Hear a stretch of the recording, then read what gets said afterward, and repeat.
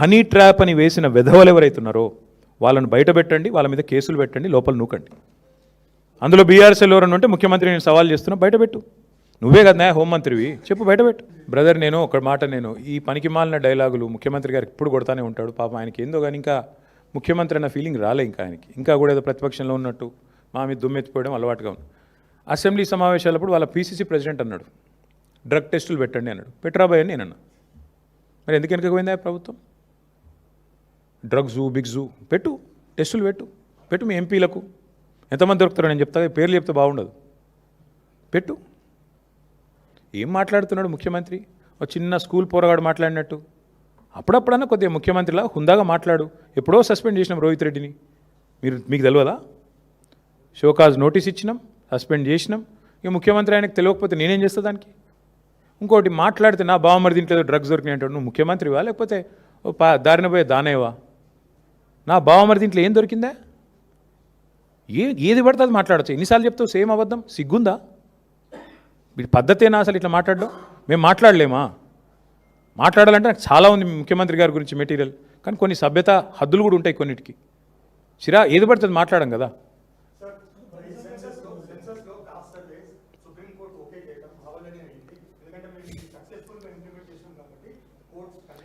ఒక్క సోదరుడు ఈ రాష్ట్రంలో కులగణన బాగా జరిగిందని ఏ ఒక్క మనిషినన్నా చెప్పమనండి బ్రదర్.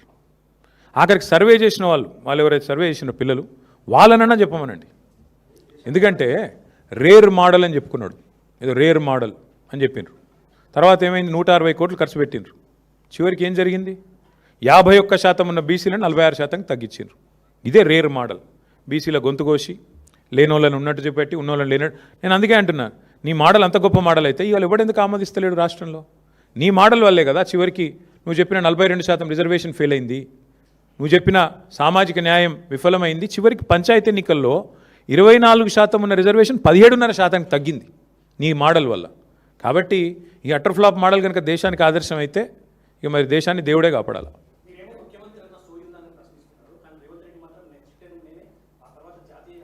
బ్రదర్, చిన్నప్పుడు నేను టీవీ చూస్తాను, బాగా చిన్నగా ఉన్నప్పుడు స్కూల్లో ఉన్నప్పుడు సీరియల్ వచ్చేది, ముంగేరి లాల్కే హసీన్ సప్నే.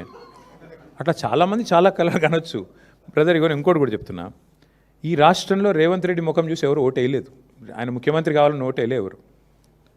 అది అడ్డిమారి గుడ్డి దెబ్బ అంటారు చూడు. పేమెంట్ కోటాలో, మేనేజ్మెంట్ కోటాలో ఆయన తెచ్చుకున్న సీట్ అది. ఢిల్లీకి పైసలు కొట్టిండు రాహుల్ గాంధీకి, అందరూ తెలుసు. సీక్రెట్ ఏమైనా ఆయనే చెప్పిండు కదా, గాంధీ కుటుంబానికి కావాలంటే 1000 కోట్లు పంపిస్తా అని. ఆ కోటాలో పైసలు ఇచ్చి తెచ్చుకున్నాడు.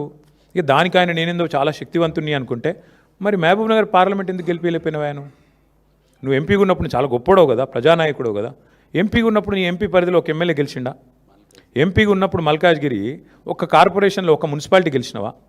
ఎంపీగా ఉన్నప్పుడు ఒక కార్పొరేటర్ గెలిపించినావా కనీసం? చాలా గొప్ప ప్రజానాయకుడు, 34 దాకుంటా 94 దాకుంటా ఉండు. నిన్ను ఎవరొద్దన్నారు? నీ పార్టీకి నువ్వు అడ్డగోలు పైసలు ఇస్తున్నావు. ఎక్కడ ఈ దేశంలో ఎలక్షన్ జరిగినా ఫండింగ్ తెలంగాణకి వెళ్ళిపోతుందని చెప్పి ఇవాళ మొత్తం దేశం అంతా కూడా తెలుసు. ఇక మీ బీజేపీ మిత్రులు నేను పట్టుకోరు, ఎందుకంటే వాళ్ళకు నీకు అట్లాంటి మంచి ఫెవికాల్ బంధం ఉంది. ఆర్ఎస్ బ్రదర్సు మిగతా వాళ్ళంతా కలిసికట్టుగా నడుస్తున్నారు కాబట్టి మీకు ఆ బంధం ఉంది, మాకు అభ్యంతరం లేదు. అల్టిమేట్గా రేవంత్ రెడ్డి గారైనా ఇంకోరైనా కళలు ఎన్నైనా కనొచ్చు. కలాం గారు చెప్పారు కదా, కళలు కనండి, కథలు చెప్పకండి. కళలు కనండి ముఖ్యమంత్రి గారు, కథలు చెప్పకండి. ఎందుకంటే అది మంచిది కాదు. ఇన్ని కథలు చెప్పి అధికారంలోకి వచ్చినావు. పిట్ట కథలు, లొట్ట కథలు, ఎన్ని కథలు చెప్పిండే ఆయన. పెట్రోల్ డీజిల్ మీద కేసీఆర్ గారు 32 రూపాయలు తీసుకుంటాను లీటర్ అని చెప్పిండు. మరి నీకేం రోగం పుట్టింది? తగ్గి. ఇప్పుడు వద్దన్నా నేను, మేము వద్దంటున్నావా? తగ్గి. ఎన్ని కథలు చెప్పినావు ఇసంటి నువ్వు? పిట్ట కథలు, లొట్ట కథలు. ఇక పిట్ట కథలు, లొట్ట కథలు టైం అయిపోయింది. నిజంగానే ముఖ్యమంత్రి గారు 2034 దాకా ఉంటా అనే ధైర్యం ఉంటే మరి రద్దు చేసి పోదాం అసెంబ్లీ. చలో రద్దు చేయి, ఎన్నికలకు పోదాం, ప్రజలు తీర్పిస్తారు. నీకు నిజంగా అంత కాన్ఫిడెన్స్ ఉంటే, ప్రజల్లో అద్భుతమైన పరిపాలన ఉందని, రద్దు చేయిపోదాం. మేము రాజీనామా చేస్తాం, మీరు కూడా రాజీనామా చేయండి. బీజేపీ వాళ్ళు చేసినా చెప్పినా ఆటోమేటిక్గా డిజాల్వ్ అయిపోతుంది. ఒకవేళ సీఎం గారు రెడీగా ఉంటే మేమందరం మా పార్టీ వాళ్ళం 27 మంది రాజీనామా చేస్తాం. నువ్వు రెడీ అంటే నువ్వు రాజీనామా చెప్పి మీ వాళ్ళతోని, మా పార్టీలోకి వెళ్ళి తీసుకుపోయిన దొంగలం కూడా రాజీనామా చెప్పి, 9 మంది ఉన్నారు కానీ నీతోని చెప్పి లెటస్ గో, చూసుకుందాం. పోనీ అది కూడా అంత ధైర్యం ఎట్లాగో రేవంత్ రెడ్డికి లేదు నాకు తెలుసు. నేనేడన్నా అది తప్పించుకుంటాడు. పోనీ మా దాంట్లోకి వెళ్ళి తీసుకుపోయిన దొంగలన్నా రాజీనామా చెప్పి 9 మంది, అదైనా చూద్దాంపా. ఇంత ప్రజానాయకుడివి కదా నువ్వు, చెయ్యి, వెల్కమ్.